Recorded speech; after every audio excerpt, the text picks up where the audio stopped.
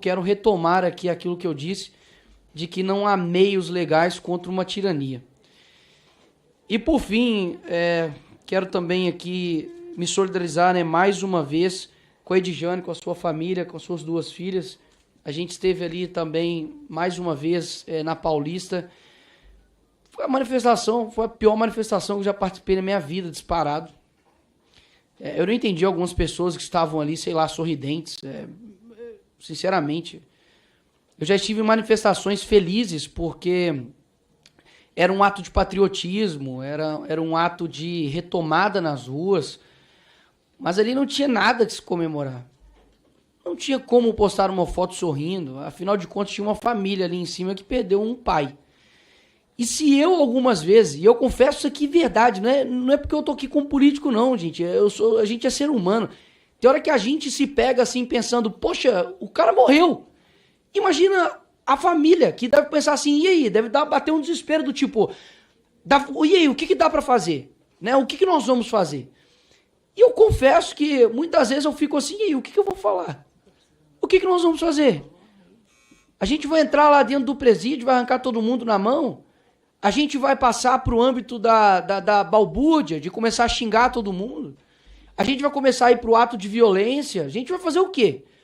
Porque, afinal de contas, não há o que se fazer. Desculpa, não há o que se fazer nesse sentido. Essa é a realidade.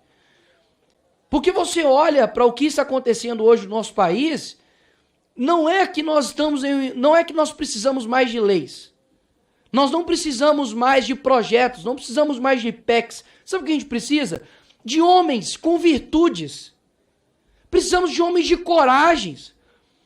Quantos mais ditadores, né, como diz Winston Churchill, nós vamos ter que apaziguar?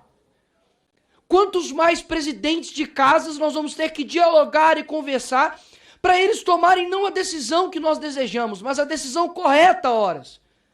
Quantas horas, senador Girão, o senhor já gastou conversando com pessoas que talvez o senhor não gostaria de conversar? Quantas horas nós já gastamos com rodas e rodas de conversas, reuniões? Olha, por gentileza, tem uma mãe chorando, tem uma filha chorando, sabe? Uma morte de uma pessoa aconteceu. Quantas mais pessoas a gente vai ter que conversar? O que mais vai ter? Não tem mais nada, não tem mais nada, pessoal, não tem mais nada. Então não é que a gente precisa, doutor Sebastião, fazer algo além, não tem mais nada ao que ser feito. E isso me atormenta, porque eu não fui eleito para poder bater ponto aqui nessa casa.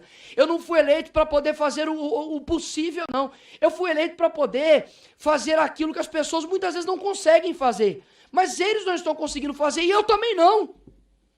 Isso me atormenta. Afinal de contas, o que nós vamos fazer então? Porque na hora que o Clezão estava sendo enterrado, o Alexandre de Moraes estava sendo condecorado. Então, aí eu te pergunto, e aí? O que a gente fala para os advogados que estão aqui? O que a gente fala para essa família que está aqui? Com os brasileiros que já foram às ruas. Eles já foram às ruas.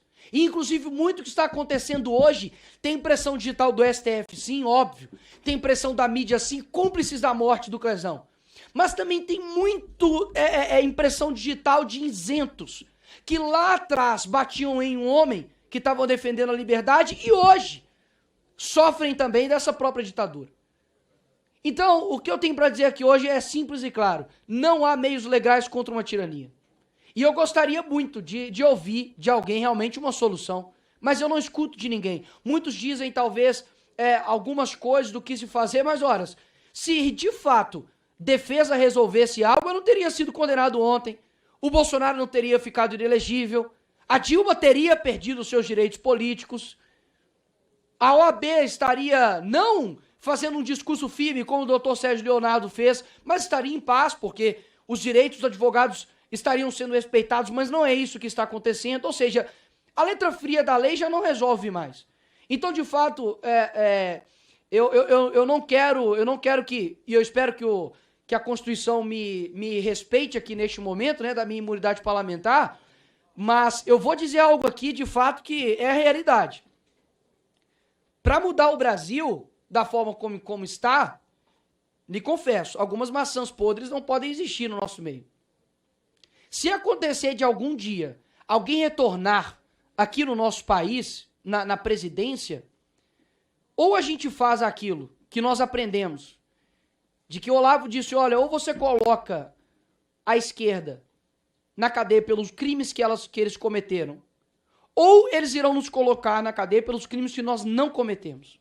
E exatamente é isso que está acontecendo. Ou seja, ou quem chegar lá na presidência do Brasil, eu não quero saber, e eu confesso, aqui, o senador Magno Malta, eu não quero saber de presidente de direita prometendo X, Y e tal.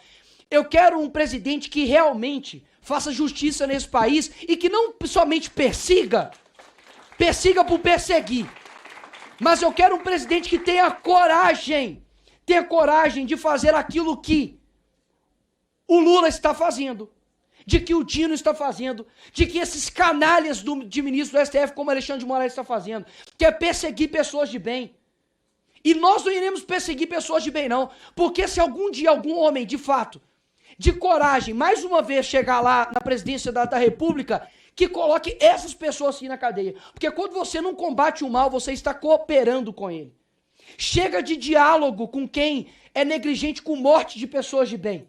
O Crezão estava trabalhando, foi para uma manifestação e foi morto por negligência de um ministro. Não tem diálogo com essas pessoas. Não estou pedindo para poder matar opositores. Estou pedindo para poder fazer justiça com quem está fazendo injustiça.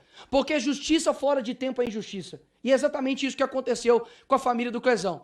Então, o que está faltando aqui nesse país não é mais aplicação de lei. O que está faltando nesse país aqui não é mais leis e nem mais PECs e nem mais nada. É homens de coragem. E pode ter certeza que a população brasileira está cansada de gente que fala e não cumpre. Enquanto nós temos, por exemplo, o Bukele, lá no El Salvador, e é lógico, devido a essas proporções, Salvador é desse tamanho aqui, mas em poucos anos ele mudou a história de El Salvador. Colocou homicídio a quase zero. Enfrentou a organização criminosa, fez a maior prisão de segurança máxima da América Latina. Muitas vezes nós olhamos para o Brasil e vemos que nós não temos condições de fazer nada. Porque a criminalidade tomou conta, porque os juízes são isso e aquilo. A minha fala pode parecer um pouco tirânica, pode parecer um pouco ditatorial. Mas ditadura por ditadura eu prefiro a minha. Obrigado.